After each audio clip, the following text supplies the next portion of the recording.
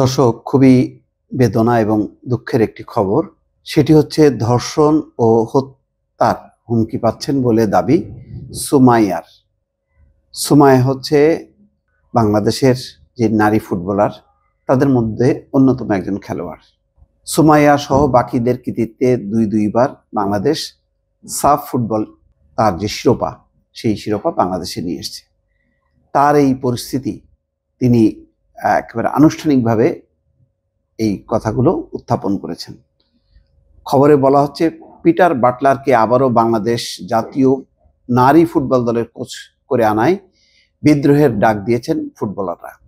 18 জন বিদ্রোহী ফুটবলার সম্প্রতি এক চিঠিতে বাফুফেকে জানিয়ে দিয়েছেন, বাটলার কোচ থাকলে বাংলাদেশের হয়ে খেলা দূরে থাকে, অনুশীলন ক্যাম্পেও অংশ নেবেন না, এমনকি প্রয়োজনে গণ অবসরে যাবেন।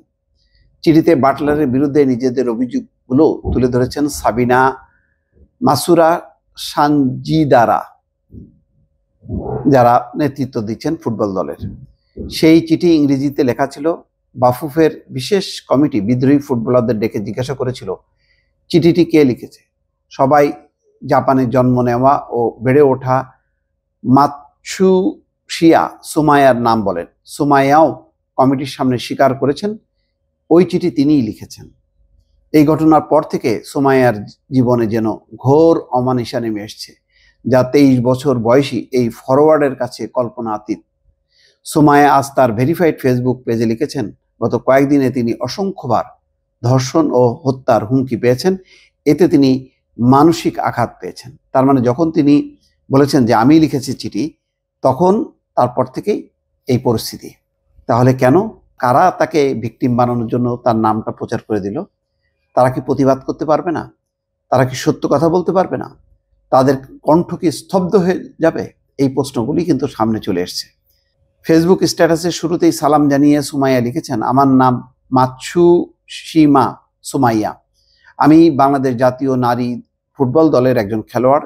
ইংরেজি মাধ্যমের শিক্ষার্থী হিসেবে আন্তঃস্কুল প্রতিযোগিতা থেকে শুরু করে মালদ্বীপে লিগ খেলা এবং বাংলাদেশের হয়ে 2024 সাফ নারী ফুটবল চ্যাম্পিয়নশিপ জেতা পর্যন্ত যাত্রাটা আমার কাছে অম্ল মধুর ছিল। বাংলাদেশের হয়ে এখন পর্যন্ত 7টি ম্যাচ খেলা সুমাইয়া আরও লিখেছেন।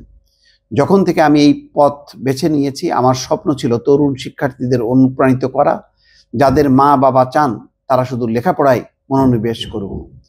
আমি দেখাতে চেয়েছিলাম খেলার প্রতি আবেগ এবং নিবেদন সব প্রতিবন্ধকতা ভেঙে দিতে পারে। এখন এটা ভেবে আমার অনুতাপই হচ্ছে, আমার শিক্ষা, আমার পরিবার, আমার ঈদ সবকিছু এমন একটি দেশের সেবা করার জন্য যে দেশ আমাদের লড়াইয়ের প্রশংসা করতে জানে না। খুব কষ্টকর এই লেখাটা, এবং এটাই যদি মনোভাব হয় তাহলে বোঝা যাবে যে আমাদের আসলে যারা ফুটবল চালান, নিয়ন্ত্রণ করেন, ক্রিকেট নিয়ন্ত্রণ করেন, সেখানে আসলে ঘুনে পোকা ধরে গেছে।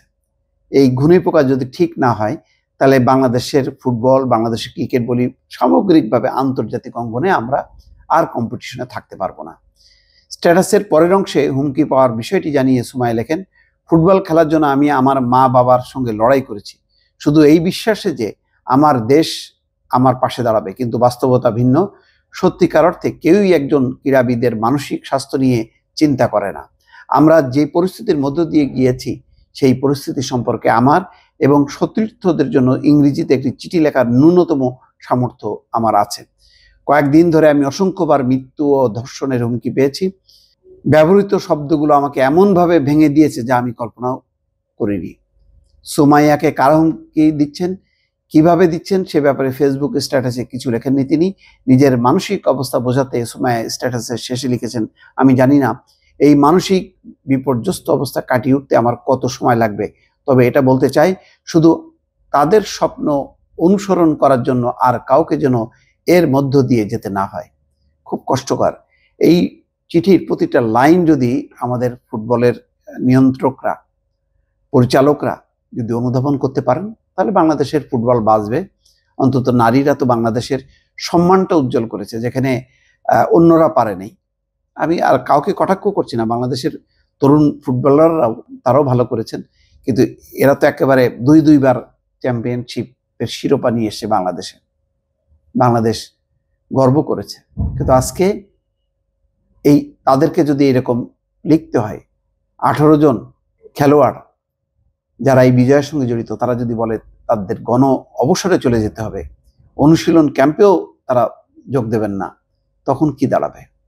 এই বিষয়গুলি কি ভাবার সময় আছে ফুটবল কর্তাদের? দর্শক ভালো থাকবেন, আল্লাহ হাফেজ।